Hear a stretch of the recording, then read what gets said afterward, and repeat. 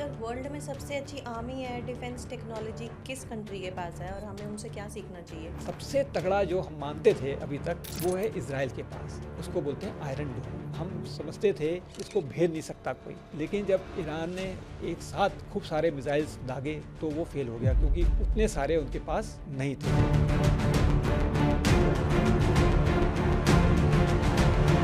पाकिस्तान के पास जो ड्रोन्स थे किस कंट्री ने इनको दिए हुए थे? अपने खुद के तो उनका कुछ नहीं है। जब ये ऑपरेशन सिंदूर शुरू हुआ उसके पहले ही C-130 हवाई जहाज उतरे, वो टर्की से आए हुए थे। उसके अंदर पूरा भरा हुआ था ड्रोन से, पूरे उनके बेरख्तर TB2 अकांसी ड्रोन ये सब आए। चाइना से भी विंगलुम 2 CH-4 ऐसे करके काफ़ी सारे ड्रोन बाहर से आए। तो सर इससे हम ये बोल सकते हैं कि हमने टर्की और चाइना की ड्रोन टेक्नोलॉजी को भी फेल किया है। बिल्कुल सही बात है। आर्मी एयर डिफेंस में सक्सेस तब होती है जब आप अटैक कर देते हो एंड कोई हार्म होने नहीं देते हो ग्राउंड पे, बट उस चीज़ को ना बहुत ज़्यादा सेलिब्रेट नहीं किया जाता। तो क्या आर्मी एयर डिफेंस के सोल्जर्स को ऐसा फील होता है कि हमारे बारे में ज़्यादा बातें नहीं होती? जो स्ट्राइकर हैं उनकी वाह ज़्यादा होती है, वो गोलकीपर और बैक्स की नहीं होती है जिन्होंने बचा के रखा अपने गोल को। तो यही एयर डिफेंस का भी रोल है कि यंग इंडियंस को उनको आप क्या एक मैसेज देना चाहोगे? तकरीबन 3600 कैंडिडेट्स को मैंने इंटरव्यू किया है। जिमिंग का एक चला हुआ है कि जिमिंग जाना है, जिमिंग। मैं कह रहा हूँ ये खुली सड़क है, खुली हवा है, उसमें भागो। आज इस उम्र में भी स्विमिंग में करता हूँ और अभी दिल्ली स्टेट को नेशनल मास्टर्स स्विमिंग चैंपियनशिप में रिप्रेजेंट करता हूँ। नवंबर 25 में मेरे को एक सिल्वर मेडल नेशनल में मिला। हमारे देश में अगर आर्मी, नेवी और एयर फोर्स को कोई एक प्रोटेक्शन प्रोवाइड करता है, वो है आर्मी एयर डिफेंस, यानी एक अलग आर्म है जिसके बारे में बात नहीं होती है। ऑपरेशन सिंदूर के टाइम में अगर बहुत सारे ड्रोन्स गिराए गए थे, वो आर्मी एयर डिफेंस का काम था। उन्होंने एक प्रोटेक्टिव लेयर क्रिएट की थी पूरी कंट्री के अराउंड, इसीलिए ऑपरेशन सिंदूर सक्सेसफुल हुआ था। एयर फोर्स को एक बेस प्रोवाइड हो गया था, जिसकी वजह से एयर फोर्स अच्छा परफॉर्म कर पाई। ये सारी चीजें आज के पॉडकास्ट में हमने समझी हैं ब्रिगेडियर अखिलेश भार्गव सर के साथ। ब्रिगेडियर भार्गव की 37 इयर्स की इलस्ट्रियस सर्विस है आर्मी एयर डिफेंस में। वो कमांडर थे नॉर्दर्न थिएटर में यानी पाकिस्तान की साइड में, और ईस्टर्न थिएटर में यानी बांग्लादेश की साइड में। He was also director coordination at air defence directorate, और वो हेड ऑफ आर्म रहे हैं नॉर्दर्न कमांड में। इससे अलावा वो 5 से भी ज्यादा साल एसएसबी के प्रेसिडेंट रहे हैं। ब्रिगेडियर भार्गव ने आज के पॉडकास्ट में सिर्फ ऑपरेशन सिंदूर में किए गए ऑपरेशंस के बारे में नहीं, उसके अलावा लाइफ के बारे में और बहुत कुछ सिखाया है। ये पॉडकास्ट हर एक एज ग्रुप के लिए बहुत इंपॉर्टेंट है, स्पेशली यंगस्टर्स के लिए। ब्रिगेडियर भार्गव की जिंदा दिली और वो आज भी उसके साथ कैसे जी रहे हैं, आपको बहुत कुछ सीखने को मिलेगा। जय हिंद, जय भारत।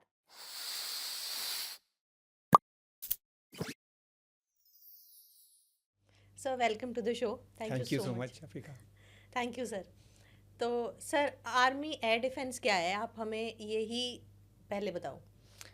तो पहले हम आएंगे एयर डिफेंस क्या है। तो जब भी कोई लड़ाई होती है तो हमेशा देखा जाता है कि हवाई हमला पहले शुरू होता है। अब जो हमारी ग्राउंड फोर्सेस हैं, अगर लड़ाई शुरू होने के पहले ही नष्ट हो जाएं तो वो हवाई हमला द्वारा की जाएंगी। अब हमारी ग्राउंड फोर्सेस को बचाने के लिए एयर डिफेंस का इस्तेमाल चाहिए। एयर डिफेंस दो भाग में बटा हुआ है।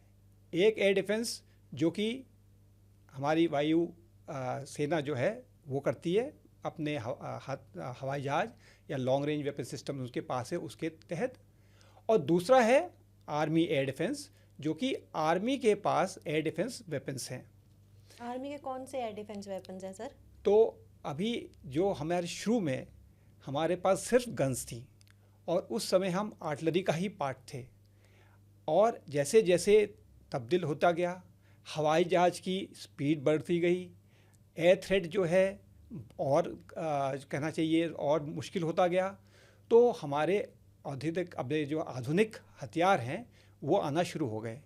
तो उसके बाद जो है हमारे पास मिसाइल सिस्टम्स आने लगे, एक एक करके अभी आज की तारीख में हमारे कई मिसाइल सिस्टम्स हमारे वायु रक्षा के पास आ गए हैं। तो सर आर्मी एयर डिफेंस को अलग, आर्मी से अलग बोला जाता है? नहीं, आर्मी का ही पार्ट है ये। जब हमारी सेना जो थल सेना है जो दुश्मन के इलाके में जब जाते हैं या अपने हमारे जो पूरा फैले हुए हैं अलॉन्ग द बॉर्डर, दुश्मन का कभी हमारे अंदर घुसपैठ हो सकती है या हमारी फ़ौज उधर जाती है, तो जो भी आर्मी के टुकड़ियां हैं उनको एयर डिफेंस प्रोवाइड करने के लिए आर्मी एयर डिफेंस है पहली बात। दूसरा, जो हम वैसे मैंने बताया कि वायुसेना और थल सेना के बीच में थोड़ा दरमियान कुछ फ़र्क है कि इसमें डिस्क्राइब किया गया है कि जैसे कि टैक्टिकल बैटल एरिया के अंदर और रियर एरियाज में या पीछे वाले इलाकों में 1500 मीटर तक वो पूरी की पूरी उसकी जिम्मेदारी आर्मी एयर डिफेंस की है। उसके ऊपर वायुसेना की है। और साथ ही साथ जब हम बैटल एरिया आती हैं, जैसे हमने आपने सुना होगा स्ट्राइक कोर्स जो दुश्मन के अंदर घुस के कब्जा करेंगी जेब में, उस इलाके में जहाँ जहाँ जा रही हैं उन फौजों जो से आपने सुना कि होगा आर्मर्ड कोर और हमारी इन्फेंट्री अंदर घुसपैठ करती हैं, उनको भी वायु रक्षा चाहिए क्योंकि दुश्मन का हवाई जहाज उनके ऊपर हमला कर सकता है। उस इलाके के अंदर जहाँ जहाँ जाती हैं वहाँ पे 5000 मीटर तक वो आर्मी एयर डिफेंस का रोल है और उसके ऊपर जो है वायुसेना का रोल आता है। तो सर आर्मी एयर डिफेंस और एयर फोर्स का आपस में कोऑर्डिनेशन रहता होगा। हाँ, आपने बिल्कुल सही बोला कि ये कोऑर्डिनेशन बहुत आवश्यक है क्योंकि दोनों ने एक साथ मिलकर दुश्मन की हवाई सेना को तहस नहस करना है। तो इंडियन आर्मी एयर डिफेंस और इंडियन एयर फोर्स का कोऑर्डिनेशन ऑप सिंदूर में कैसे हुआ सर? तो आपने सुना होगा आकाश तीर और उसी के साथ साथ IACCS का मतलब integrated air command and control system, तो वो एयर फोर्स का था। आकाश तीर क्या है सर? आकाश तीर जो है वो आर्मी का कमांड एंड कंट्रोल सिस्टम है। अब इसमें थोड़ी सी मैं कहानी ये बताता हूँ कि IACCS तो तकरीबन 2012-13-14 में आ गया था और उस वक्त आर्मी के ये थोड़ा ऑटोमेटेड है, नेटवर्क सेंट्रिक है और आर्मी का जो सिस्टम था वो थोड़ा सेमी ऑटोमेटिक था, तो थोड़ा सा तब्दीली थी। लेकिन अब ये हमारे जो भारत इलेक्ट्रॉनिक्स लिमिटेड द्वारा बनाया हुआ और इसके अंदर DRDO का रोल है, इसरो का रोल है, इन सब के तहत जो है ये आकाश तीर सिस्टम बनाया गया है जो कि तकरीबन हूबहू IACCS से मिलता है। अब ऑपरेशन सिंदूर के जस्ट पहले जो है दोनों में इंटीग्रेशन हो गया, यानी कि मेल मिलाप हो गया और जैसी मेल मिलाप हो गया तो यानी कि एक साथ जो है मिलके काम करने की क्षमता 2 गुनी क्या कई गुनी हो गई। तो मतलब ऑप सिंदूर में दोनों ने मिल के काम किया था। यस, बहुत अच्छे से काम किया क्योंकि आप देखो कि जो सारे के सारे रडार लगे हैं हमारे बॉर्डर के ऊपर, तो मैक्सिमम इंक्लूडिंग सिविल जो ATC के ऊपर रडार्स होते हैं उनका सारा इनपुट कहाँ जा रहा है? IACCS सिस्टम में जा रहा है। हमारे आर्मी के पास कुछ रडार होते हैं जहाँ जहाँ हमारी टुकड़ियाँ डिप्लॉयड हैं, लेकिन बेसिक इन्फॉर्मेशन हवाई जो कैसे दुश्मन का हवाई जहाज कहाँ जा रहा है, किधर जा रहा है, वो इन्फॉर्मेशन पूरा का पूरा IACCS में आ रहा है। अब वही इन्फॉर्मेशन IACCS में हैंडशेक कर दिया आकाश तीर के अंदर, तो हमारी पूरी पिक्चर कंप्लीट। अब जब पूरी हवाई जो भी वहाँ पे उस जगह का हवाई जो है एरिया, उसको जो है जब पिक्चर आ गई, उसमें कोई भी हवा में कुछ भी उड़ रहा है उसकी पिक्चर हमारे पता चल जाएगी। जब पता चल जाएगी तो उसके साथ क्या करना है कि हमारे अगर नज़दीक आ रहा है तो उसके अंदर अगेंस्ट हम एक्शन लेंगे by firing our weapons. Sir मैं बिल्कुल रीसेंट आपका जो अभी बुक में चैप्टर आया है रेड लाइन्स रीड ऑन में, आपने वहाँ पे पूरा परफॉर्मेंस शेयर किया है कि कैसे आर्मी एयर डिफेंस ने परफॉर्म किया था ऑप सिंदूर में। तो एक तो आप हमें वो बताओ और कैसे किया था, क्योंकि सिविलियंस को और मुझे हम सब लोगों को उतना ही पता है कि ड्रोन्स हमने रोक दिए। And I think army air defence एक ऐसा वॉरफेयर का एक पार्ट है जहाँ पे उनके बारे में एक्चुअली बात इतनी होती नहीं है, क्योंकि उनका सक्सेस है कि उन्होंने जो चीज़ रोक दी, दे आर सक्सेसफुल। अगर कुछ हो गया देन इट इज़ अगेन कि फेल हो गए उस एस्पेक्ट में, है बिल्कुल ना। सही बात है। तो एक साइलेंट हीरो की तरह प्ले कर रहे हैं, बट बिल्कुल सही वेरी बात। Very important and significant part. तो आप वो हमें एक बार एक ब्रीफ बताओ कि आर्मी एयर डिफेंस ने ऑपरेशन सिंदूर में कैसे परफॉर्म किया था। तो हम थोड़ा पीछे जाते हैं हम्म। टाइम के वक्त और देखते हैं कि जो हमारा एयर थ्रेट है, यानी कि दुश्मन के हवाई हमले जो आते थे वो पहले हवाई जहाज़ के ही थे बस। हम्म। और वो भी हवाई जहाज़ जिनकी स्पीड 200 मीटर प्रति सेकंड, 250 मीटर प्रति सेकंड तक थी। हम्म। ये 1965 1971 के तक वहाँ थी। धीरे धीरे, और ये भी हमें पता होना चाहिए कि जितने भी हवाई जहाज़ हमारे ये पाकिस्तान के पास थे, वो सब की सब कहाँ से आ रहे थे? यूएसए से आ रहे थे। जो सेबर आ गया, F-104 स्टार फाइटर आ गया, और फ्रांस से आ गए मिराज 3 और मिराज 5। तो ये सब पाकिस्तान को वहाँ से वेस्टर्न फोर्सेस से मिले हुए थे। क्यों मिले हुए थे? क्योंकि पाकिस्तान उनके साथ हाथ मिलाया हुआ था, और वो उनका पार्ट था SEATO South East Asian Treaty Organization, Central Treaty Organization का पार्ट बना लिया था। वो यूएसए का शुरू से बन गया था, तो उनको हथियार मिलते रहे। जब उनको देखा, उन्होंने 65 लड़ाई क्यों हुई कि उन्होंने सोचा कि अब हम बहुत ताकतवर हो गए, कि भारत के पास तो कुछ नहीं है, तो उन्होंने पहला हमला किया। और 71 में भी यही हुआ कि पहले उन्होंने सोचा कि अब हमारे पास बहुत अच्छे आधुनिक हथियार हैं, तो इनके ऊपर हमला करते हैं और इनको हरा देंगे। और ये भी मानी बात है कि दोनों लड़ाई के अंदर उनकी हवाई हमले से स्टार्ट हुआ और हमने मार खाई शुरू में। उसके बाद हमारे जो है, हमने अपना जो है अपने को स्ट्रॉन्ग बनाया, अपना डिफेंस जो है और स्ट्रॉन्ग करके फिर उनको पिछाड़ा।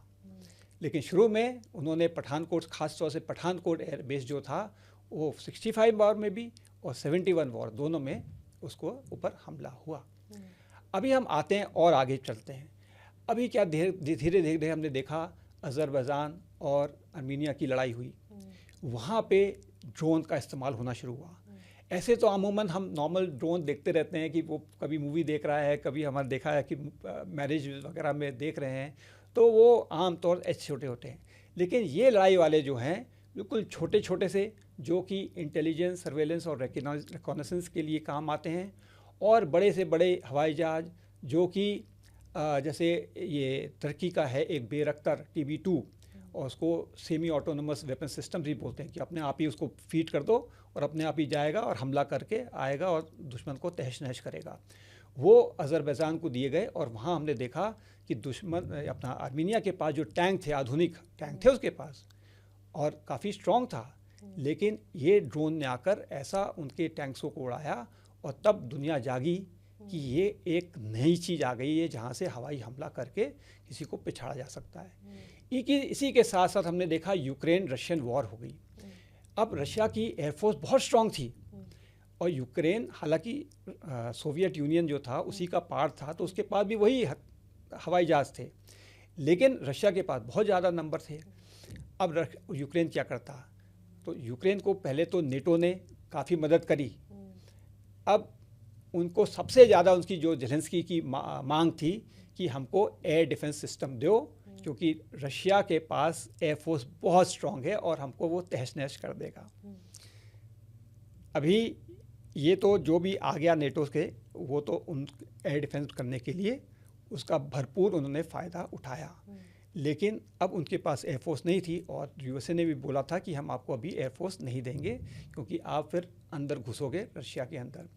तो अब ज़ेलेंस्की ने क्या करा? ज़ेलेंस्की रादर उसके जो साइंटिस्ट ने ड्यूरिंग दी वॉर, ये 4 साल ख़त्म हो चुके हैं, वहाँ पे उन्होंने पहले छोटे छोटे ड्रोन्स, और आज की तारीख में बहुत आधुनिक ड्रोन्स बना रहे हैं, और जिनकी क्षमता बहुत बढ़ती जा रही है। तो हवाई जहाज़ जिनकी स्पीड अभी सुपरसोनिक हो गई, नंबर 1। नंबर 2, आपने क्रूज़ मिसाइल के बारे में सुना होगा, वो हो गए। नंबर 3, ये ड्रोन तो एक ही आपदा अलग से आ गई है, जो कि कहाँ से उड़ेगा, किधर से जाएगा, उसको कुछ नहीं चाहिए, कहीं से भी टेक ऑफ करके और हमला कर सकता है। तो ये 3 बहुत बड़े एयर थ्रेट बन चुके हैं। अब और गहराई में नहीं जाऊंगा, क्योंकि एयर थ्रेट उसको बहुत डिस्क्राइब करने में टाइम लगेगा, बट कोई बात नहीं। अब इन तीनों के अगेंस्ट जो है हमने सुरक्षा प्रदान करनी थी अपने पूरे बॉर्डर को। रोल था दोनों का, वायुसेना का भी और आर्मी एयर डिफेंस का। अब जो भी निर्णय हुआ था कि इस बारी ना हम टैंक इस्तेमाल कर रहे हैं ना इन्फेंट्री इस्तेमाल कर रहे हैं, तो एक चीज़ होती है मोबिलाइजेशन, वो भी नहीं किया हमने, और सीधे की मार करनी है पाकिस्तान को कि याद रखे ज़िंदगी भर तक। तो अब क्योंकि हमारी वायुसेना का इस्तेमाल होना था तो वो भी करेगा वायुसेना का इस्तेमाल। तो हमने अपने को स्ट्रॉन्ग कहाँ बनाना था? वायु रक्षा में। जब हम अपना घर संभाल लेंगे तभी हम खुले दिल से और फुल जोर से जाकर उस पर हमला करेंगे। नहीं तो जो दो बॉक्सर्स हैं, अगर वो लड़ रहे हैं, दोनों बराबर के हैं, तो वो भी मार खा रहा है, दूसरा भी मार खा रहा है, तो क्या फ़ायदा हुआ? नतीजा कुछ नहीं आएगा। लेकिन यहाँ पर वायु रक्षा हमारी स्ट्रॉन्ग थी, लेकिन हमारी डिफेंस भी स्ट्रॉन्ग होनी थी। और इसके तहत दोनों का ये जो हैंडशेक हो गया, जो मैंने अभी बताया, IACCS और आकाश टीर दोनों ने मिलकर तो एक वॉल खड़ी कर दी। उसमें यही था कि जो भी हवाई जहाज उनका, जो भी मिसाइल, जो भी इनका ड्रोन उड़ रहा था, उसको हमारे रडार्स ने पकड़ा। वो पूरा फीड इन दोनों में आ रहा था, कमांड एंड कंट्रोल सेंटर्स में, और वहाँ से जो भी नियुक्त वेपन सिस्टम था उसके अधीन उसको भेजा डेटा, और उन हथियारों ने बहुत दृढ़ निश्चय के हिसाब से हमारे सोल्जर्स ने एयर डिफेंस या वायु रक्षा प्रदान करी। अब इसके अंदर और चीज़ें आती हैं। तब जो छोटे छोटे उन्होंने ड्रोन भेजने शुरू किए तो उसके लिए अभी क्या करना था, क्योंकि वो तो रडार में भी नहीं पकड़े जा रहे थे। वहाँ पे हमारी प्रणाली आई दो किस्म की। एक तो हमारे जो L-70 एक गन है, एयर डिफेंस गन है, उसके अंदर एक ऑप्टिकल साइट लगा दी गई, इलेक्ट्रो ऑप्टिकल साइट, जो कि उसको कैप्चर कर सकती थी। कोई भी छोटा छोटा ड्रोन आ रहा है उसकी साइट 5 किलोमीटर के अंदर दायरे में उसको कैप्चर, नंबर 1। नंबर 2, जो भी हमारा एक DRDO ने बनाया था और रादर बेल ने उसको बनाया, जो कि D4 एंटी ड्रोन सिस्टम था। उसके अंदर दो चीज़ें थी।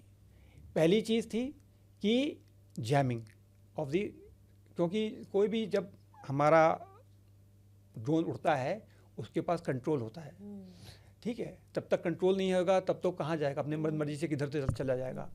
और दूसरा जो है लेज़र, उसके अंदर बीम थी जो कि उसके कुछ पार्ट्स को, नाजुक पार्ट्स को पिघला देगा तो वो वहीं धाराशायी हो जाएगा।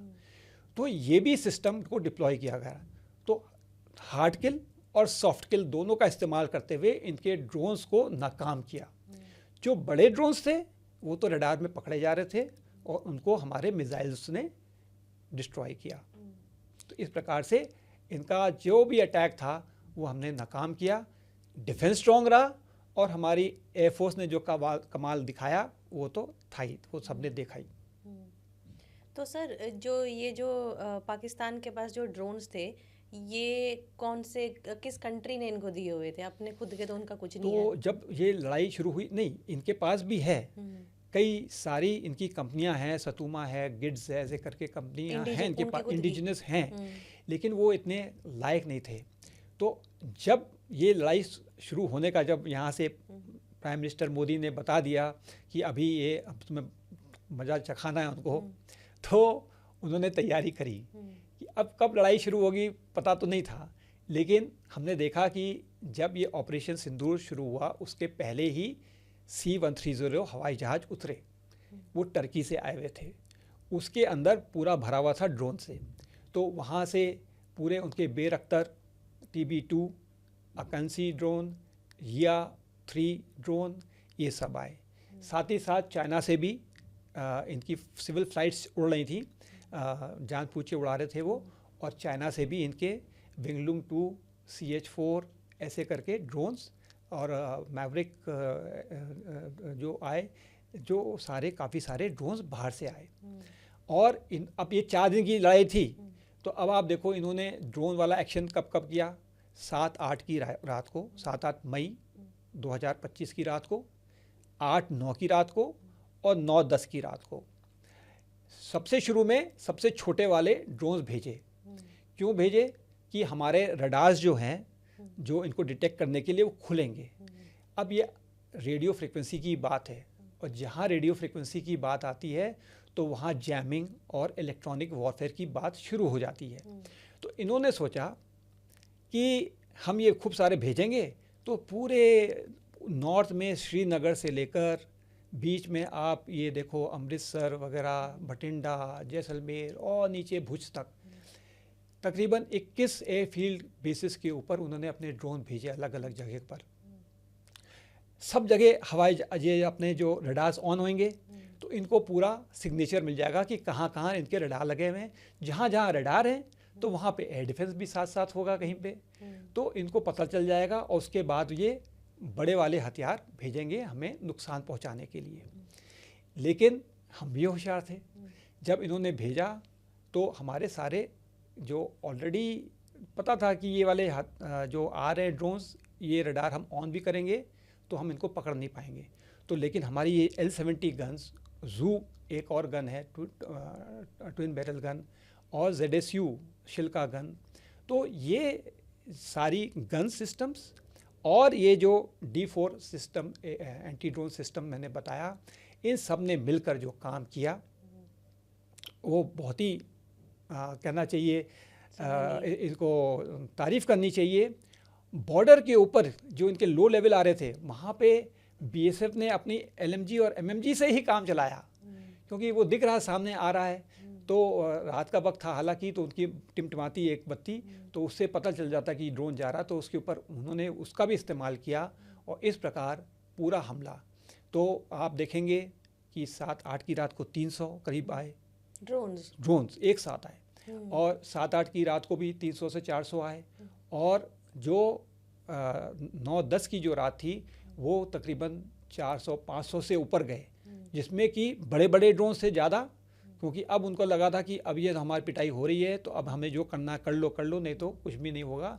तो उसमें मिसाइल्स भी डाले उन्होंने बड़े बड़े, जो कि सबसे बड़ा मिसाइल तो उन्होंने फतेह 2 फायर किया था, जिसको हमारे S-400 ने, बड़े मिसाइल ने गिराया, और बाकी छोटे ड्रोन्स को भी मिसाइलों ने गिराया। तो सर इससे हम ये बोल सकते हैं कि हमने टर्की और चाइना की ड्रोन टेक्नोलॉजी को भी फेल किया है। बिल्कुल सही बात है, और ये फेल है कि हमारे जो वायु रक्षा के जो सेना अधिकारी और जो रक्षक हैं हमारे सोल्जर्स, उन्होंने बहुत ही अच्छा काम किया है। आप ये लगाओ कि जब वायु रक्षा लोग जब डिप्लॉय होते हैं तो एक एक जने की वो रडार पे देख रहा है। अब आप देखो मोबाइल को 8 घंटे तक लगातार देख सकते हो, आप नहीं देख सकते। अब वो एक जने की जब ड्यूटी लगती है रडार के ऊपर स्कोप में, तो 8-8 घंटे की ड्यूटी वहाँ तक लगती है, तो उसकी आंखें का क्या हाल होगा। और फिर सेकंड शिफ्ट, थर्ड शिफ्ट आ रही है, फिर उसके बाद एक और फिर शिफ्ट शुरू हो गई, तो लगातार 1, 2, 3, 4 लगातार चल रहा है ड्यूटी उसके पास। तो अभी ये सबको नज़र रखते हुए और फिर हिसाब लगाया जाए कि किस प्रकार से हमारी वायु रक्षा ने काम किया ऑपरेशन सिंदूर के वक्त, और हमारे देश को जो इज्जत है कहना चाहिए, और हमारे एयरफोर्स को फ्री हैंड दिया कि दुश्मन में जाकर हमला करो। अमेजिंग सर, मतलब ये चीज़ें नहीं सुनी थी न्यूज़ चैनल्स वगैरह में। ओके, हाँ जी, ठीक है। तो सर अभी आपने बोला कि पेशेंस कितना चाहिए होता है, एंड 8-8 घंटे का शिफ्ट होता है, तो ये भी एक आर्मी एयर डिफेंस में ट्रेनिंग का पार्ट होता है, because everybody doesn't have that kind of patience, है ना? तो ये सिखाया जाता है। हमारे जो ऑपरेटर्स होते हैं उनको ऑपरेटर फायर कंट्रोल कहते हैं, तो उनको सिखाया जाता है कि लगातार वो बैठते हैं, हमारी एक्सरसाइजेज होती हैं बाकायदा 72 घंटे की, लगातार बिना सोए चले जा रहे हैं और डिप्लॉय होते हैं, और जो है कंटिन्यूस, तो ये रात जागरण की तो एक्सरसाइज चलती रहती है, ट्रेनिंग में होता ही होता है। और जहाँ तक कि हमारे फायरिंग का है, और ख़ास बात मैं ये बताना चाहता हूँ, जब मैं भी कमांडिंग ऑफिसर था तो उस समय जो हमारे टारगेट सिस्टम्स हैं इसके ऊपर हम प्रैक्टिस करते हैं फायरिंग की, तो वो थोड़ा कम आ रहे थे। तो उस समय हमने क्या करा, मॉडिफाई करके इंजीनियरिटी दिखाई कि एरो मॉडल्स जो आते हैं, जो NCC वाले बनाते हैं, तो उनको उड़ा के उस पर हम शूटिंग करते थे। वही उसको थोड़ा थोड़ा मॉडिफाई करके फिर जब ड्रोन आना शुरू कर दिए तो उसके पर हम प्रैक्टिस फायरिंग करते रहते थे अपनी गन से। तो सभी हमारे जो जवान लोग थे उनको प्रैक्टिस थी कि ये ड्रोन आएगा तो इसको तो मार गिरा देंगे, और उनको हम बड़े नज़दीक में गिराते थे तो जो उसका रेट ऑफ चेंज होता था, यानी कि जब नज़दीक आएगा तो उसकी स्पीड कितनी रफ्तार से बाएं से दाएं, दाएं से बाएं जा रहा है तो और बढ़ जाती है और कठिन हो जाता है। तो हमें उस हाई स्पीड पे उसको एंगेज करके और वो गिराते थे। अब ये तो दूर से सामने से आ रहा है धीरे धीरे करके, तो और आसान था हमारे लिए काम, तो इसलिए हमारी इफ़ेक्टिवनेस और बढ़ गई। तो ये बहुत अच्छी बात रही कि हमारे जो वायु रक्षा के जवान थे उन्होंने जो अपनी प्रैक्टिस के दौरान उसका पूरी क्षमता जो है यहाँ दिखाई ऑफ सिंदूर के वक्त और सफलता प्राप्त की। Amazing sir. सर ऑफ सिंदूर के बारे में ना किसी से भी अगर मैं डिस्कशन करती हूँ, एक बहुत अमेजिंग अचीवमेंट हर कोई बोलता है कि हमने लेयर्ड एस्केलेशन किया एंड वी न्यू कहाँ पे रुकना है। एंड अभी रीसेंट पॉडकास्ट में भी सर ने भी फिर से ये चीज़ बोली कि अनलाइक रशिया यूक्रेन वॉर, हमें पता था कहाँ तक जाना है, कब रुकना है और कब इस चीज़ को रोकना है। तो आई थिंक आपने अपने चैप्टर में भी बुक में लेयरिंग की बात की है, तो आर्मी एयर डिफेंस का वो लेयरिंग में क्या रोल था? तो ये जो आप लेयरिंग की बात कर रहे हैं वो अलग चीज़ है, उसमें मल्टी लेयर्ड एयर डिफेंस। अब मल्टी लेयर्ड क्या होता है कि हमारे जो भी हथियार हैं तो अलग अलग प्रकार के हमारे पास मिसाइल्स हैं। अब इसमें बोलते हैं long range missile, long range यानी कि जिसकी मार 100 किलोमीटर से ज़्यादा है, जैसे कि S-400। उसके बाद आता है मीडियम रेंज, मीडियम रेंज आता है 30 किलोमीटर से 100 किलोमीटर तक। तो इसके अंदर हमारा MR-SAM है जो कि बरक मिसाइल एक है इसराइल का, उसके ही मॉडिफाई करके बनाया है, तो वो हमारे पास अभी है। इसके बाद आता है शॉर्ट रेंज और या quick reaction surface to air missile, तो इसकी मार क्षमता है 30 किलोमीटर तक। तो ये जो है तकरीबन 10 से 30 किलोमीटर के जो हमारे पकड़े जाते हैं दुश्मन के अपना मिसाइल हो गया या ड्रोन बड़े वाले हो गए, तो उनके और अपना इवन इंक्लूडिंग एयरक्राफ्ट ऑल्सो, ठीक है। और उससे और नज़दीक में आ जाएं तो और मिसाइल सिस्टम्स हैं हमारे पास छोटे वाले जो शोल्डर फायर्ड भी है, जिसमें आता है ईगला मिसाइल, एंड बिल्कुल क्लोज के लिए 2.5 से 3 किलोमीटर की रेंज वाले हमारी गन सिस्टम्स हैं। तो इस प्रकार से आप देखोगे कि अगर दूर से हवाई जहाज जो हवाई जहाज आ रहा दुश्मन का, तो पहला हथियार, दूसरा, तीसरा, एक के बाद एक लेयर बनी हुई है। सब कैलकुलेटेड है, सब कैलकुलेटेड है कि कौन मारेगा और कितना बड़ा। तो ये जो कौन मारेगा ये कौन दे रहा है, दिशा दे रहा है IACCS और आकाश तीर। वो बता रहा है कि ये थ्रेट इतनी है, इसको इतने से मारो। अगर सब पे हम S-400 से वार करना शुरू करें, S-400 तो बहुत कॉस्टली है, हमारे देश तो बिल्कुल ही कंगाल हो जाएगा अगर सब हर चीज़ पे हम मारेंगे। जो गन सिस्टम से जिसको एंगेज करना है वो गन सिस्टम करेगा, जिसको थोड़े और बड़े वाले से तो उसको बड़े वाले मिसाइल से।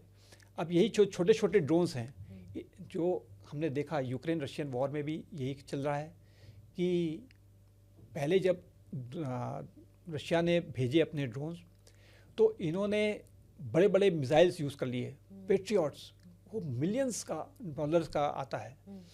तो उनका पर यूनिट कॉस्ट जो हमने देखा जाए हमारे इंडिया की वॉर में बहुत लो थी as compare to Ukraine Russian war.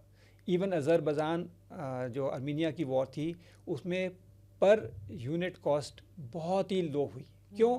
क्योंकि ये दोनों के कारण, जो आकाश तीर और IACCS के कारण हमारा उसको बोलते हैं टेवा, threat evaluation and weapon assignment, ठीक है। तो ये टेवा के कारण जो सॉफ्टवेयर एक है जो डिसाइड करता है कि ये हथियार ये इतनी स्पीड से आ रहा है, इतना ये कर रहा है, ये यहाँ से आ रहा है, अभी यहाँ पे इस इलाके में ये हथियार है, ये हथियार है, ये हथियार है, 3 हथियार हैं, लेकिन बेस्ट ये रहेगा, इसी से मारेंगे। तो ये सब डिसीजन मेकिंग इतना अच्छा चल रहा था कि उसके तहत हमने पूरा अपना जो करना था पूरा काम सही से किया और कॉस्ट इफेक्टिव किया। मतलब हाँ, इकोनॉमी और मिलिट्री एक ही साइड के, एक कॉइन के 2 साइड्स हैं। हाँ, ये बहुत ज़रूरी है, नहीं तो अगर हमारा ये सभी पे हम बड़े बड़े मिसाइल और उसकी तादाद हमारे पास कम है क्योंकि सब इम्पोर्टेड है, अगर हम सभी बड़े बड़े मिसाइल करके नहीं नहीं जल्दी जल्दी मारो तो वो तो ख़त्म हो जाते, उसके बाद क्या हम करते? पहली बात। अभी आपने बोला कि ये 4 दिन के अंदर जो ख़त्म होगी तो हमने रोकी, तो क्यों रोकी? तो ये हमारा ऑब्जेक्टिव था। प्राइम मिनिस्टर ने, पॉलिटिकल सिस्टम ने हमारे बता दिया था कि हमें क्या मानना है, सिर्फ उनका टेरर कैंप्स को। क्यों? क्योंकि जो हमें हमला किया किसने किया? टेररिस्ट ने किया। उनको सबक सिखाना है। लेकिन पाकिस्तान नहीं माना, उसने ड्रोन भेजना शुरू किया, उसने हवाई हमला शुरू किया। तो जब वो नहीं माना तो फिर हमने क्या सबक सिखाया कि उसकी प्रणाली जो थी वायु हमला करने वाली, रडार्स की ज़रूरत है, उनके रडार्स को तहस नहस किया। कमांड कंट्रोल की ज़रूरत है, उसको तहस नहस किया। उनकी हवाई पट्टी जो इम्पोर्टेंट वाली थी वहाँ पे हमला किया। तो जो 11 एयर बेसिस में थे और बाकी जो रडार सिस्टम से उनको तहस नहस किया। अब उसके पास जब कुछ बचा नहीं, जब देखा कि अरे ये तो हम बिल्कुल ही कुछ बचा ही नहीं मेरे पास, तब उसने हाथ खड़े कर दिए और सीज़ फायर की मांग करी। सर लेकिन अभी पिछली कुछ डिस्कशंस में मुझे पता लगा था कि वो जो कैंप्स सारे थे वो LOC के आई थिंक आसपास थे, ज़्यादा दूर नहीं थे। तो आर्मी एयर डिफेंस ने एक बहुत अच्छा रोल प्ले किया। डू यू थिंक अब वो प्रिपेयर करेंगे कि वो वहाँ से थोड़ा और पीछे चले जाएं, और वहाँ पे क्या हम सक्सेसफुल होंगे आर्मी एयर डिफेंस स्पेसिफिकली? नहीं, तो इसमें आर्मी एयर डिफेंस का ये था कि अब जब हम हमला करेंगे तो हमें पता है कि वहाँ से रिएक्शन आएगा। तो सबसे पहले जब लड़ाई शुरू होती है, आर्मी एयर डिफेंस का काम ही है कि तुरंत डिप्लॉय हो जाओ। जैसी कुछ आशंका है कि लड़ाई छिड़ने वाली है, सबसे पहला है एयर डिफेंस पहले मजबूत करो। क्यों? क्योंकि हमारा पिछले कहीं पे भी पूरी दुनिया में कि सबसे पहले क्या आएगा? हवाई हमला ही आएगा। तो अब हमारा ये था कि हम बदला लेंगे, तो वो हमारा प्रोएक्टिव स्टांस था। अब वो जो हमला हुआ वो हमारे जो ऊपर के 7 कैंप थे वो आर्मी ने लिए, तो वो तो ज़मीन से ही हमारे लॉइटरिंग म्यूनिशंस ने या आर्टिलरी शेल से हमारा जो एक्सकैलिबर एक वेपन है उसको मार के सारे को तहस नहस किया। और जो नीचे 2 साउथ वाले जो थे, जो कि भावलपुर में और मुरीदके के अंदर, वो हमारी एयरफोर्स से मिसाइल जो रिलीज़ हुए, ब्रह्मोस मिसाइल, और उन्होंने मारा, एक जगह ब्रह्मोस मारा और दूसरी जगह स्कैल्प मिसाइल मारा, और उससे उन्होंने पूरी तहस नहस किया उनको। अब जैसे ही हमने एक्शन लिया, अब इसके बाद जो है पाकिस्तान ने डिसीजन लेना था कि अभी ये लड़ाई शुरू और आगे बढ़ाई जाए कि नहीं बढ़ाई जाए। और 7 तारीख की रात को हुआ, 7 का दिन निकल गया तो कुछ नहीं किया, लेकिन 7-8 की रात को उन्होंने रिएक्शन अपना दिखाया। जबकि प्राइम मिनिस्टर ने, मोदी ने बोल दिया था कि हमने सिर्फ उतना ही मारा है और उनको ही मारा है, किसी सिविलियन को क्षति नहीं पहुंचाई जिन्होंने हमें ये पुलवामा की वक्त और पहले भी जो भी कैंप हमने मारे, अगर आप देखो हमारे बुक चैप्टर में लिखा हुआ भी है कि जहाँ जहाँ से उन्होंने आतंकवादी गतिविधियाँ करी थी वही कैंप को हमने मारा। तो उनको पूरा बताया था, लेकिन नहीं माने वो। सर उन्होंने ना डेस्परेशन में आके हमारे सिविलियन एरियाज़ पे ड्रोन्स लेकर आए थे वो, तो हमें ऑब्वियसली आर्मी ने फिर सेव किया था। आर्मी एयर डिफेंस का ही रोल था वो सेव करने में, हाँ, है ना? तो अब ये हमारे सभी देशवासियों को ये बात पता होनी चाहिए कि हमारे देश के पास आज की तारीख में भी जो एयर डिफेंस की जो यूनिट्स हैं बहुत ही सीमित हैं। एयर डिफेंस का जो इक्विपमेंट है बहुत महंगा होता है, एक एक मिसाइल कई लाखों का आता है।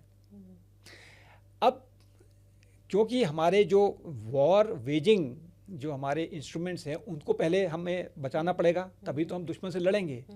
उसके बाद नंबर 2 पे आता है हमारे सिविलियन एरियाज़। लेकिन ये जान के खुशी होगी कि इस दौरान हमें पता था कि ये इतने सारे इसने ड्रोन्स मंगाए हैं, तो ये इनकी रेंज इतनी है और ये सिविल एरिया को भी तंग करेगा। तो ख़ास तौर से जम्मू रीजन में, पठानकोट रीजन में, अमृतसर रीजन में, ये जलंधर वगैरह में हमारे जो एयर डिफेंस की टुकड़ियाँ थीं, उनकी गन्स कुछ कई जगह पर सिविल एरिया में भी हमने भेज दी थी। तो आपने देखा होगा टीवी पर काफ़ी जगह आया, वीडियो सिविलियंस ने बनाए और उसको पोस्ट किए अपने सोशल मीडिया के ऊपर कि क्योंकि जो हमारा गोला होता है गन्स का, उसके पीछे ट्रेसर लगा होता है, तो वो जलता हुआ जाता है, तो पीछे से दिख जाता कि कहाँ जा रहा गोला। वो हमारे लिए सिखलाई का एक तरीका है कि कहाँ पे हमारा गोला जा रहा है और उसको करेक्शन दे दें कि सही जगह जाए हमारा गोला, सही सटीक निशाना लगे। लेकिन जो सिविल देख रहा है उसको लग रहा है जैसे आतिशबाजी चल रही है। हाँ जी। क्योंकि हाई रेट ऑफ फायर होता है तो आतिशबाजी चल रही है, और उन्होंने वीडियो बनाए और बहुत अच्छे वीडियोस आए हैं। उनको लग गया और तब ड्रोन एक के बाद एक गिरना शुरू हुए उस इलाके के अंदर जहाँ मैं बता रहा हूँ, ख़ासतौर से जम्मू सांबा एरिया में। तो उनको बिल्कुल ही संभावना रही कि हम सेफ़ हैं, हमारी वायु रक्षा अच्छा काम कर रही है और हम सेफ़ हैं। सर लेकिन ये जो इंसिडेंट्स हुआ है इसके बाद में एक श्योरिटी तो होगी है कि फ्यूचर में आर्मी एयर डिफेंस का रोल और ज़्यादा स्ट्रांग होना ज़रूरी है, क्योंकि ये करेंगे अब सिविलियन एरियाज़ पे। तो ये तो मानी बात है। एक्चुअली जो चार्टर है वो अपना लड़ाई झगड़ा का उसके तहत करना नहीं चाहिए, और हमने इंडिया ने नहीं किया, उन्होंने किया लेकिन हमने फिर भी नहीं किया। तो ये अपना जहन की बात है कि आपका एथिक्स और वैल्यूज़ क्या सिस्टम है, आपको क्या सिखा रहा है सिस्टम, तो उसी के तहत आप कर रहे हैं ये सब काम, तो करना नहीं चाहिए पहली बात। लेकिन अपनी किताब में मैंने ये लिखा हुआ है, क्योंकि अब और ख़ास तौर से एक ये यूक्रेन ने भी काम किया कि जो रशिया के बॉम्बर्स बहुत पीछे थे अंदर घुस के, और उन्होंने फर्स्ट जो FPV ड्रोन्स का इस्तेमाल करते हुए तो वहाँ पे अंदर जाकर मारा। अब लड़ाई फ्रंट एरिया में चल रही है और पीछे मारा। अब उससे सीख हमें सबक क्या लेना चाहिए कि दुश्मन का ये जो ड्रोन सिस्टम है कहीं से भी टेक ऑफ कर सकता है, कैसे भी मतलब कहना चाहिए हमारा खुफिया एजेंट के थ्रू अंदर भेज दे, कैसे भी भेज दे, और कहीं भी हमला हो सकता है। तो अभी ये ज़रूरत पड़ गई है कि हमारी एयर डिफेंस सिस्टम ना कि सिर्फ बॉर्डर पे लगे, पर जो भी इम्पोर्टेंट एरिया है अंदर की तरफ भी वहाँ भी डिप्लॉय की जाए। अगर वो डिप्लॉय करना है तो मानी बात है कि हमें और इक्विपमेंट चाहिए नंबर के हिसाब से। तो मैंने पूरे रिकमेंडेशंस लिखे हुए हैं कि हमें क्या क्या हथियार चाहिए, इमीडिएटली उस पर काम होना चाहिए। बुक में लिखे हैं, बुक में लिखा है पूरा तो रिकमेंडेशंस। तो अब जैसे कि पहले सबसे पहले है जो शोल्डर फायर मिसाइल्स है, सभी हम पूरा की पूरे इंपोर्ट कर रहे हैं। अब वो वक्त आ गया है, क्योंकि ये तो 4 दिन की लड़ाई थी। अगर यही लड़ाई जैसे हमारी रशिया और यूक्रेन वाली चल रही है 4 साल से, ना जाने कितने हजारों ये मिसाइल चाहिए होते। भगवान ना करे ऐसा टाइम, ऐसा कभी होना नहीं चाहिए।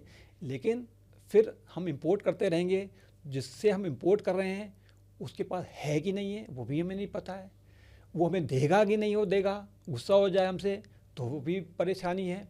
तो ये सब को नज़र रखते हुए पहली बात तो ये शोल्डर फायर मिसाइल। नंबर 2, जो हमारी गन्स हैं वो बहुत पुरानी हो गई हैं। हमने हालांकि अभी कुछ नफरी मैं अभी बोलूँगा नहीं, लेकिन कुछ उसमें से हमने मॉडिफाई करी और उन्होंने बहुत ही अच्छा काम किया है। तो जितनी बची हुई गन है पहले तो मॉडिफाई करें जब तक कि एक कोई नया गन सिस्टम हमारे फौज में ना आ जाए। नंबर 3, जो एंटी ड्रोन सिस्टम अभी कुछ ही बनाए हैं, उसका जो नंबर्स हैं कुछ मतलब कहना चाहिए सिंगल डिजिट में ही था अभी तक। तो इसको जो है बहुत ही क्योंकि सफल हो गया है, और इसको बहुत नंबर में बनाना चाहिए, क्योंकि ये कहीं भी डिप्लॉय हो सकता है, और ख़ास तौर से इसको हम जो पैरामिलिट्री फोर्सेस हैं उनको भी दे सकते हैं इसको। ठीक है, तो ये अगर जब डिप्लॉय हो जाएंगे तो पीछे इलाके में भी ये इसको डिप्लॉय कर सकते हैं और आगे में, क्योंकि इसमें सॉफ्ट किल सिस्टम है, मतलब कि आप जैम कर दो तो जैम करता है तो कोई भी कर सकता है, टेक्नीशियन भी अपना टेक्निकल पढ़ा हुआ है वो भी ये काम इसको ऑपरेट कर सकता है। और दूसरा है लेज़र, तो अगेन उसमें हम कोई गोली बारूद का इस्तेमाल नहीं कर रहे हैं, तो ये हम जहाँ पे रियर एरियाज़ में उसको हम डिप्लॉय कर सकते हैं। तो ये भी अच्छी तादाद में आने चाहिए। फिर अगला बात आता है जो आकाश चीर सिस्टम है, अभी नया नया बना है, पूरा अभी डिप्लॉय भी नहीं हुआ, ऊपर से नीचे तक हमें अभी तो आगे आगे ही लगा है। तो इसको इंश्योर करना चाहिए फ्रंट लाइन से, फिर आगे उसके पीछे वाली लाइन से सेकेंड टियर में, और अंदर तक जो है इसको हर जगह फैलाया जाए जहाँ जहाँ पे आर्मी एयर डिफेंस का काम है। IACCS तो पूरा फैला हुआ है, तो ये अभी होना चाहिए। इसके बाद हमारा एंटी ड्रोन सिस्टम जो हमारे कॉम्बैट अपना UAVs है, तो यही ड्रोन जो है जैसे बॉक्सिंग लड़ते हैं ना, उन्हीं को, जैसे सामने से आ रहा ड्रोन अपना भी उड़ाया और जाकर मुक्का मारा, वो गिर गया, धाराशायी कर दिया, या एक जाल उसके ऊपर फेंक दिया तो उसके पर लिपट गए, तो वही धारा। तो इनको भी हम इस्तेमाल कर सकते हैं और ये टेक्नोलॉजी भी हमें लानी चाहिए जो इसका इस्तेमाल करते हुए ये हम इसको, तो इस प्रकार से ये सारी जो हमने बताए कुछ चीज़ें, तो हम अगर इसको नफरी बढ़ानी है और जल्दी से जल्दी बढ़ानी है। सर, वर्ल्ड में सबसे अच्छी आर्मी एयर डिफेंस टेक्नोलॉजी किस कंट्री के पास है और हमें उनसे क्या सीखना चाहिए? अब आप देखिए कि एयर डिफेंस एक ऐसी चीज़ है, नाम ही है एयर डिफेंस है, और ये सबसे तगड़ा जो हम मानते थे अभी तक वो है इज़राइल के पास, उसको बोलते हैं आयरन डोम, ठीक है। इसी प्रकार से अब अमेरिका तो अलग बैठा हुआ है एक इलाके में, वहाँ पे तो कोई लड़ाई करने जाता भी नहीं है, लेकिन उन्होंने भी बना रखा है नॉरैड करके, north American air defence system, तो वो अलग है। लेकिन मैं इज़राइल की बात करता हूँ। अब इज़राइल का अगर हम एरिया देखें तो वो तकरीबन 20 या 21 हज़ार स्क्वायर किलोमीटर है बस, छोटा है। इंडिया के मुकाबले वो, हम इंडिया जो है वो 150-160 गुना उससे ज़्यादा है। अब क्या हुआ रिसेंट वॉर में, जब ये इज़राइल ईरान वॉर हुई थोड़े दिन के लिए, इज़राइल ने अपना ईरान ने खूब सारे बैलिस्टिक मिसाइल और इनका आयरन डोम सिस्टम भी 100% कामयाब नहीं रहा। उसको भेद कर और कई जगह उनके बैलिस्टिक मिसाइल जाकर गिरे और नुकसान पहुंचाया। सर, आयरन डोम है क्या एग्जैक्टली? आयरन डोर इनका मिसाइल सिस्टम्स हैं, तो वही रडार्स होते हैं और इनका भी कमांड एंड कंट्रोल सिस्टम है, तो दूर से वो देख लेते हैं कि कहाँ से आ रहा मिसाइल।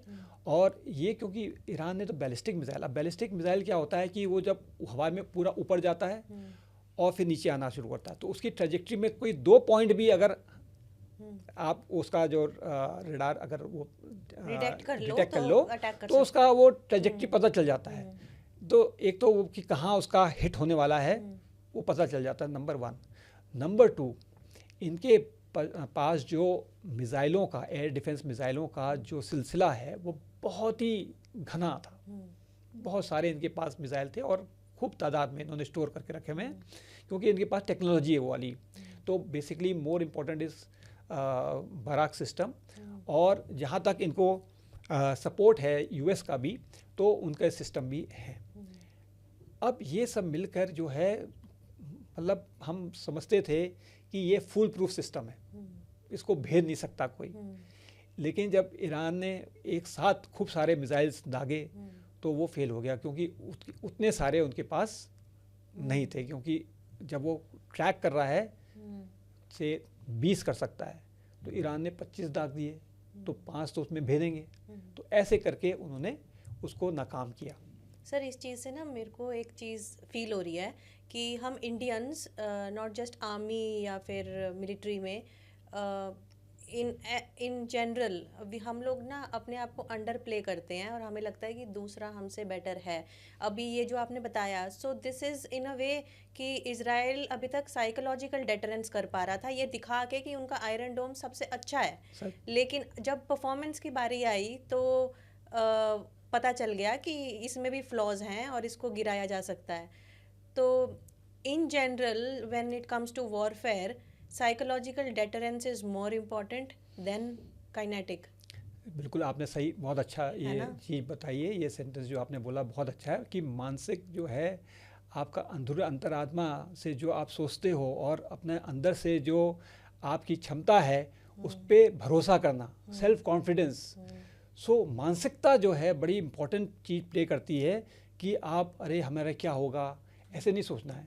जो हमारे पास है उससे हम क्या कर सकते हैं, उसके ऊपर पूरा का पूरा ध्यान देना चाहिए और उसी तरह से अपने जोश से पूरा काम लेना है, अपना बेस्ट देना है। तो बाकी तो जो है वो दुश्मन ने भी बेवकूफ़ियाँ करी, तो अब उसके बारे में मैं क्या बात करूं। लेकिन क्योंकि अभी जो हम बता रहे थे पहले कि शुरू में इन्होंने पाकिस्तान के पास जो हम कमांड एंड कंट्रोल सिस्टम आकाश सीर और IACCS कह रहे थे, तो शुरू में हमारे पास भी, एयरफोर्स के पास भी, आर्मी के पास सेमी ऑटो या कहना चाहिए कि मैनुअल सिस्टम था। पाकिस्तान के पास सेमी ऑटो था, उसको बोलते थे SILACS, Siemens integrated low level air control system. तो हमेशा, और उनके पास पूरा चेन ऑफ रडार्स थे, उसको बोलते थे MPDRs, मोनोपल्स डॉपलर रडार्स। और हम सोचते रहते थे, जब हम जूनियर ऑफिसर थे, कि ये पाकिस्तान के पास है, हमारे पास नहीं है। आज की तारीख में उन्होंने ये पहले तो एयर डिफेंस अपना कोर अलग किया, हमने 94 पे लाए, उन्होंने 89 में बना लिया था, ठीक है, नंबर 1। नंबर 2, उन्होंने फ्यूचरिस्टिक एयर डिफेंस सिस्टम उन्होंने भी पहले लॉन्च कर दिया हमारे से। हमने लॉन्च किया करीब 2012 के तकरीबन, उन्होंने 2007 से कर दिया था। उसी के तहत ये जो आप देख रहे हैं ना, चाइनीज़ HU9, LY-80 ये सब जो आए हैं, FM-90 ये मिज़ाइल, तो ये इन्होंने short range, medium range, long range इन्होंने भी अपना लगा रखा है, जैसे हमने लगा रखा है, लेकिन वो नाकाम रहे। क्यों रहे? क्योंकि उनकी कुछ बेवकूफ़ियाँ हुई। उन्होंने सोचा था कि जैसे हमें वो चाह रहे थे कि खूब सारे ड्रोन भेजे, हमारे रडार्स खुलेंगे, हम पता कर लेंगे कहाँ कहाँ हैं, उनको नष्ट करेंगे। इन्होंने अपने रडार बंद कर दिए और सही टाइम पे खोले नहीं, नंबर 1। नंबर 2, जो हमारे मिज़ाइल ने इनको सबसे ज़्यादा क्षति पहुंचाई वो था ब्रह्मोस मिज़ाइल, और वो उड़ रहा है 3 मैक। अब आप लगाइए 1 मैक मतलब कि स्पीड ऑफ साउंड, जो कि हो गया तकरीबन 330 मीटर प्रति सेकंड, या लगा लीजिए 1200 किलोमीटर प्रति घंटा। 3 मैक 3600 किलोमीटर प्रति घंटा। अब मार कितनी भावलपुर की, हमारे बॉर्डर से 100 किलोमीटर, तो 3600 किलोमीटर प्रति घंटा। और ये सिर्फ करना था 100 और 50, जहाँ से भी फायर किया होगा 50 किलोमीटर, 150 किलोमीटर जाना था, चंद सेकंड की बात थी। तो इनके हथियार जब तक वो ऑन करते होते वो उसको पकड़ भी नहीं पाए, और उसने अपना काम दिखा दिया। तो इस करके जो है उनको बहुत मार खानी पड़ी, क्योंकि जब उन्होंने अपने रडार खोले नहीं, और जो खोले हमें पता चल गया था कि ये यहाँ पर है, यहाँ पर है, तो जैसे लाहौर पे, पसरूर पे इनके जो रडार्स थे, हमने उनको धाराशायी कर दिया था हमारी एयरफोर्स ने। तो इस प्रकार से हमने उनके ऊपर जीत हासिल करी। सर 94 में ही क्यों हम लेके आए एयर डिफेंस अलग से? अब आप देखिए कि इसकी हिस्ट्री में जाना पड़ेगा। तो हमारे पास शुरू में सिर्फ गन्स थी, L-70, मेनली L-70 गन थी। उसके L-70 का पहले था L-60 गन्स, तो वो तो और ही विंटेज प्रकार की थी, तो वो हमारे 71 वॉर तक थी, कुछ थी। और तब 71 वॉर के जस्ट पहले हमारा L-70 गन, L-60 से L-70 आना शुरू हो गई। तो उन्होंने काम दिखाया, जो भी काम दिखाया, और 65 में तो हमने जो काम थोड़ा थोड़ा किया, लेकिन 71 वॉर के अंदर हमारे जो एयर डिफेंस कोर है उसको 4 बैटल ऑनर्स मिले, ठीक है। 4 हमारी रेजिमेंट हैं जो कि मानी जानी है, खुले में है इनका जिक्र, जो कि 27 AD अमृतसर में थी, और वो 45 AD जो बसंतर में, फिर 151 AD छम में थी, और 29 AD सांभा सेक्टर में, जहाँ पे काफ़ी हवाई हमले आए, और इन्होंने उनको काफ़ी हवाई जहाज जो गिराए, तो इनको पूरा बैटल ऑनर मिला। बैटल ऑनर मिलना बहुत बड़ी काम चीज़ होती है, तो इन्फेंट्री और आर्मर्ड को तो काफ़ी मिलते रहे, एयर डिफेंस की ये 4 रेजिमेंट को मिला हुआ है 71 वॉर में। अभी 71 वॉर के बाद तो हमारे नेवी के पास एक सी कैट मिसाइल होता था, तो उसी का ऑल्टरनेटिव आया टाइगर कैट, लेकिन सिर्फ 2 बैटरी आई, बहुत ही कम।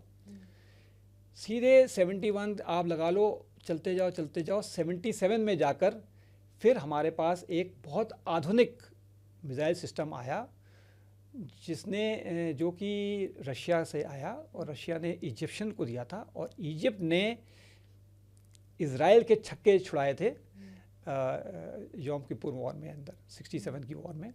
और जब तक इज़राइल ने उसको फिज़िकली कैप्चर नहीं किया, उसमें पता नहीं किया कि उसकी फ्रीक्वेंसी क्या कोड है, उसके बाद ही उन्होंने उसको मारना शुरू किया, नहीं तो तब तक तो इज़राइल का नाक में दम कर दिया था।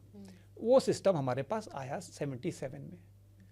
जब वो आया तो हमारी जो टेक्नोलॉजी का एडवांसमेंट होना था एयर डिफेंस में, उसके पास बड़े अच्छे रडार, मतलब आप उसमें जो रडार्स थे बहुत ही आधुनिक किस्म के थे, P-19, PRV-16 और ऐसे करके स्पागू में एक अलग रडार थे, तो ऐसे करके 77 हो गया। फिर धीरे धीरे आगे करके हमारे पास ओसा का सिस्टम आया, और आगे बढ़े, फिर हमारे पास स्ट्रेला 10M आया, ईगला मिसाइल आई, और आगे बढ़े तो आधुनिक मिसाइल आते जा रहे हैं और टेक्नोलॉजी बढ़ती गई। साथ ही साथ एयर थ्रेट, जो दुश्मन का हवाई हमला था, हवाई जहाज जो थे जो कि 200 मीटर प्रति सेकंड से उड़ते थे, वो 300, 350, 400, 450 जब हमला करते वक्त, तो वो भी बढ़ रहे थे। तो ये सारी टेक्नोलॉजी जब बढ़ने लगी तो ये एहसास हो गया था कि हमारी जो जब तक गन्स थी तब तक हम आर्टिलरी से मिलते जुलते थे कि गन सिस्टम वहाँ भी है, गन सिस्टम यहाँ भी है।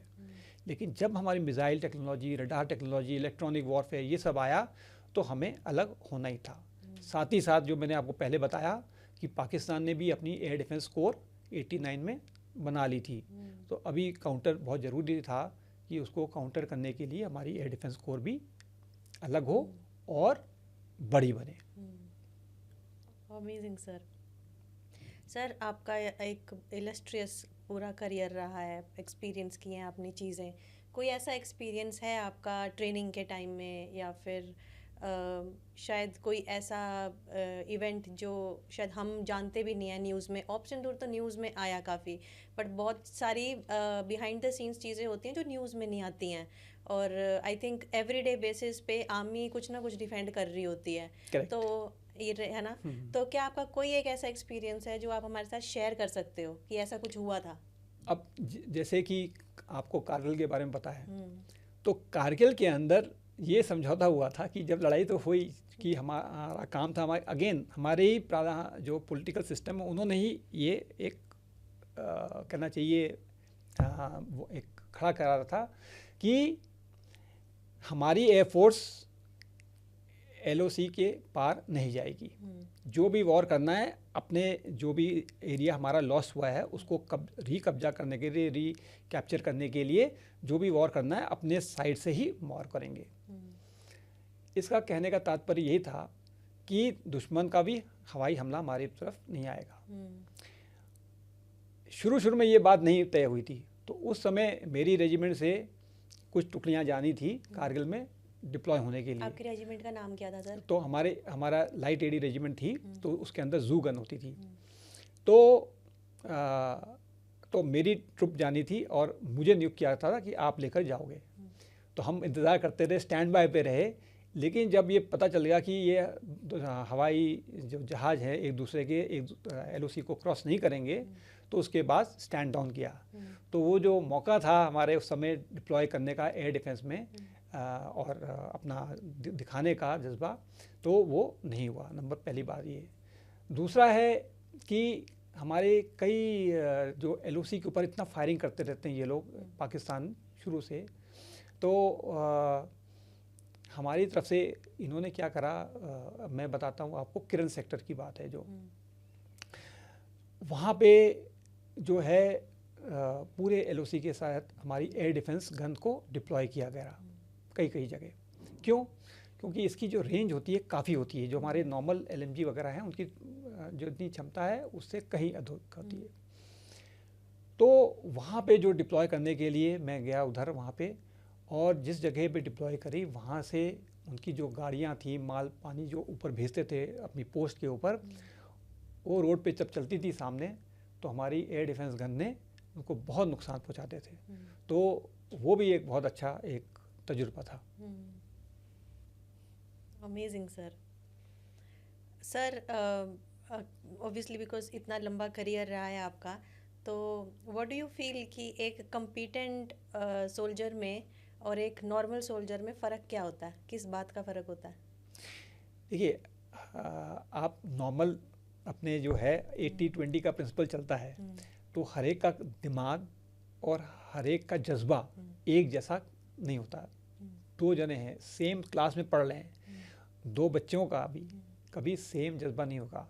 एक ही पेरेंट्स के दो बच्चे भी सेम नहीं रहेंगे। बहुत ही मुश्किल से वो कि एक दूसरे से होल्ड लगा रहे हैं और एक ही जैसे स्पिरिट आ जाती है। सेम फौज में भी है कि हर एक जवान अलग अलग जगह से आया, अलग अलग गांव से आया है, उसका नज़रिया ज़िंदगी का क्या है, वातावरण किस में पल के आया है, फिर वो फ़ौज में आता है।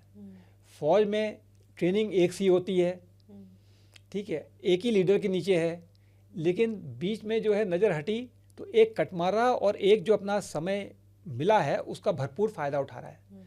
अब वो मानी बात है, जो भरपूर फ़ायदा उठा रहा है, नई नई चीज़ सीख रहा है, तो वो ऊपर चढ़ेगा, और जो अपना सो रहा है या सोते हुए काम कर रहा है वो वहीं रहेगा।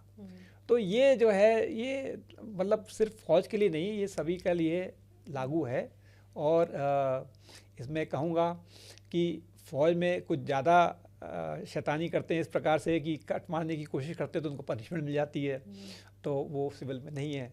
तो ये मैं कहूँगा कि सभी लोग अपना जोश तो दिखाते हैं, वक्त आता है लड़ाई के दौरान में ख़ास तौर से, तो जो सबसे ज़्यादा मतलब बोलते हैं जिसको सबसे ज़्यादा पनिशमेंट मिली होती है वो सबसे तगड़ा काम करता है, ये देखा गया है। सर, आर्मी एयर डिफेंस में मैंने स्टार्टिंग में ही बोला था कि सक्सेस तब होती है जब आप ड्रॉप कर देते हो, अटैक कर देते हो एंड कोई हार्म होने नहीं देते हो ग्राउंड पे, यानी आप एक प्रोटेक्शन का लेयर क्रिएट करते हो आर्मी एयर डिफेंस में। बट क्या होता है कि उस चीज़ को ना बहुत ज़्यादा सेलिब्रेट नहीं किया जाता। तो क्या आर्मी एयर डिफेंस के सोल्जर्स को ऐसा फील होता है कि हमारे बारे में ज़्यादा बात ही नहीं होती? तो अभी मैं आपको फुटबॉल के मैच के से कंपेयर करता हूँ इसको। तो फुटबॉल मैच में जो बैक्स हैं और गोलकीपर है वो बचाता रहे, लेकिन जीतेगा कब? जीतेगा तो जो स्ट्राइकर जो है गोल मारेगा तभी तो टीम जीतेगी, नहीं तो वो तो या तो ज़्यादा ड्रॉ होगा, ठीक है।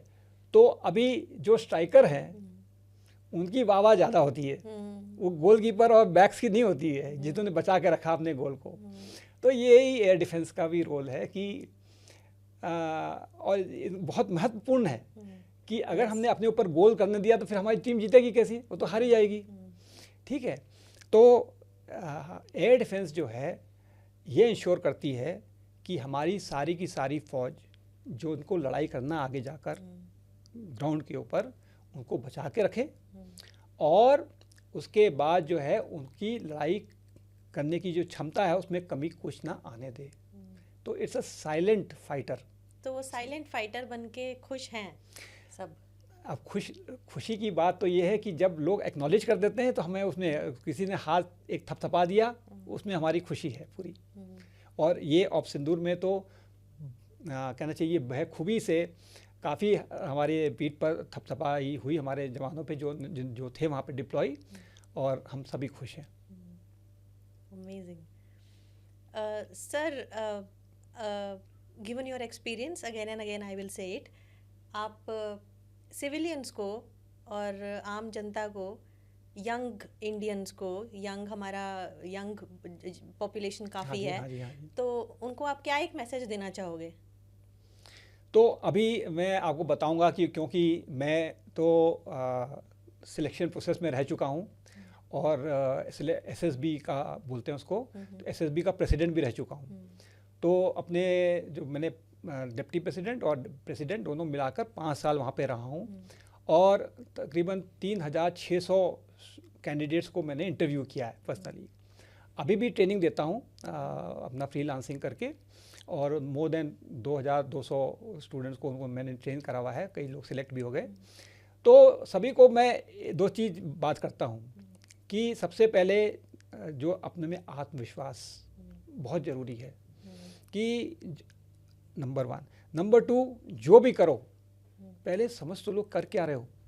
आप पढ़ाई करते हो, जानो कि क्या पढ़ाई कर रहे हो, उसका प्रैक्टिकल एप्लीकेशन क्या है, वो बहुत बहुत ज़रूरी है।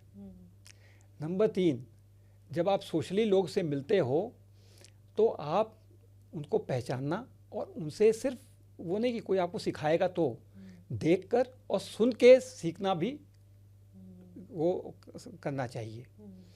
नंबर 4, फिज़िकल फिटनेस बहुत ज़रूरी है। आजकल की जो अपना बोलना मोबाइल और ये जो वीडियो गेम्स वाले जो प्रणाली बन गई है, काफ़ी बच्चे लोग इसी में लगे रहते हैं, वो एक कहना चाहिए उसको थोड़ा छोड़कर फिज़िकल वर्कआउट ज़रूर करें। जिमिंग का एक ये ना चला हुआ है कि जिमिंग जाना है, जिमिंग मैं कह रहा हूँ ये खुली सड़क है, खुली हवा है, उसमें भागो। सर पर पोल्यूशन है हमारी हवा में तो। नहीं नहीं, पॉल्यूशन नहीं, पॉल्यूशन को आप छोड़ दो, कुछ नहीं होता। मैं कहता हूँ कि हेल्थ वाइज मुझे भी काफ़ी चीज़ हुई है, मैं उसकी बात नहीं करूँगा, लेकिन आज इस उम्र में भी मैं डेली, अभी सब गर्मी आ जाएगी, डेली सवेरे जो है स्विमिंग में करता हूँ। और आज अभी दिल्ली स्टेट को नेशनल मास्टर्स स्विमिंग चैम्पियनशिप में रिप्रेजेंट करता हूँ, और नेशनल में भी मेडल जीत रहा आया हूँ। अभी नवंबर में हुआ था, नवंबर 25 में, तो मेरे को एक सिल्वर मेडल नेशनल में मिला। अरे वाह सर, तो congrats. Thank you so much. So ये मैंने अपना बना रखा पैशन, और रेगुलरली करता हूँ। तो ये है कि सर क्या ये जिंदा दिली और ये पैशन जो है, ये आपका पूरा आर्मी का जो एक्सपीरियंस है उसी की वजह से है? ये कहना, आर्मी का तो है ही, कोई शक नहीं है, लेकिन ये मेरे में बचपन से ही जागा हुआ था। तो मैं कहूँगा जब मैं 8th क्लास में आया, और ये 2025 में, this was the 50th year of winning some medals और समथिंग लाइक दैट। अमेजिंग तो लाइक दिस। तो sir, after decades of service and staying in uniform, what does service mean to you now?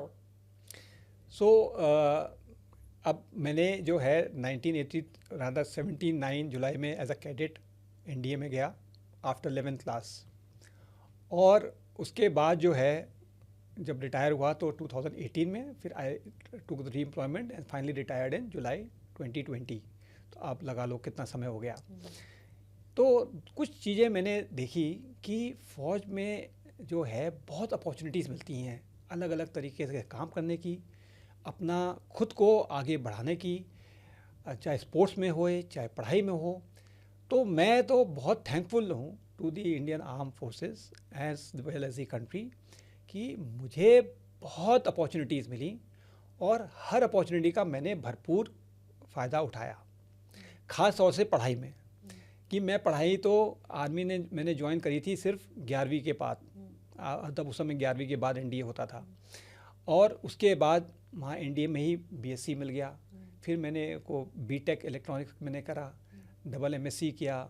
उसके बाद कई छोटे छोटे courses करे जो कि मैं इक्विवेलेंट समझूंगा कि अपना इलेक्ट्रॉनिक एंड कम्युनिकेशन इंजीनियरिंग, फिर मिसाइल कोर्स का किया, ऑटो इंजीनियरिंग में किया, इलेक्ट्रॉनिक वॉरफेयर किया।